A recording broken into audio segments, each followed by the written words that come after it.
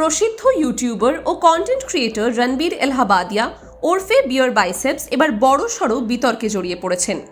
সম্প্রতি ভারতের একটি জনপ্রিয় শো ইন্ডিয়াস গট টেলেন্টে বিচারকের আসনে বসে এক প্রতিযোগীকে করা তার একটি প্রশ্ন ঘিরে শুরু হয়েছে তুমুল সমালোচনা।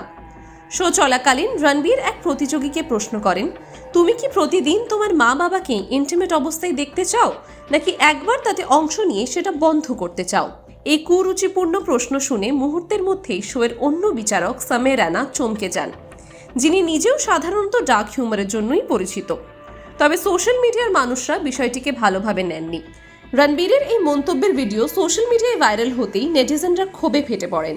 অনেকেই এটাকে অশ্লীলতা এবং নোংরামি বলে অভিহিত করেছেন। জনপ্রিয় এক্স ইউজার নীলেশ মিশ্রা কড়া প্রতিক্রিয়া জানিয়ে লিখেছেন, জনপ্রিয় ইউটিউবাররা এই ধরনের কন্টেন্ট তৈরি করে তরুণ প্রজন্মের ওপর খারাপ প্রভাব ফেলছে, অথচ তাদের কোনো সামাজিক দায়বদ্ধতাই নেই। এখানেই শেষ নয়, অনেকেই এই ঘটনাকে আইনি পর্যায়ে নিয়ে যাওয়ার দাবি তুলেছেন। কেউ কেউ বলেছেন সামে রানাকে গ্রেফতার করা হোক, আবার কেউ লিখেছেন বিয়ার বাইসেপসকে জেলে ঢোকানো হোক।